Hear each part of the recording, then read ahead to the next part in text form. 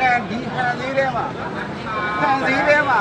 ဈေးဝယ်ရတာလေတော်တော်ကြီးကိုမျက်နှာပြောင်တိုက်ရတာဒီတော်တော်မျက်နှာပြောင်တိုက်ရတာဒီအိတ်ကို ví dụ như သူတို့ခေါ်တာ lấy đồ ở đi mà 6သိန်း6သိန်း6သိန်းဒီနေ့တော့6သိန်းနဲ့ဒီလက်ကဲကိုဒီလက်ကဲကိုစစ်ထဲလိုက်တာ4သိန်းခွဲနဲ့ပွဲပြန်သွားတယ်6သိန်းပဲတော့ပတ်သက်3သိန်းခွဲစစ်ဈေးစစ်ကတာမျက်နှာချင်းတိုင်းထိုင်ပြီးတော့မျက်နှာပြောင်နေတာဆိုလို့4သိန်းခွဲနဲ့ရလာတယ်ဒီလက်ကဲကိုတော့4သိန်းခွဲနဲ့မြန်မာပြည်ငွေဆိုတော့6,8006,900ပေါင်ဝန်းကျင်လောက်တော့ရှိမှာပေါ့နော်ဒီလက်ကဲကိုဒီနေ့တော့4သိန်းခွဲနဲ့ရလာတယ်4သိန်းခွဲနဲ့ပြောတော့6သိန်းနဲ့ဈေးဝယ်တာအရင်ကြောက်တော့ကောင်းတာပဲမျက်နှာချင်းတိုင်းကိုတီးတီးမျက်နှာပြောင်နေရလို့ပဲရုပ်တည်နဲ့ဟိုပြောနေကြဈေးစကလာရှက်တော့ရှက်တယ်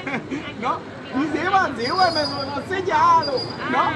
သူတို့ပေးတယ်သိလားပေးတယ်ဒီကတော့လောလောဆယ်ကျွန်တော်တို့4သိန်းခွဲနဲ့ရလာပါလေလို့နော်အားလုံးပဲ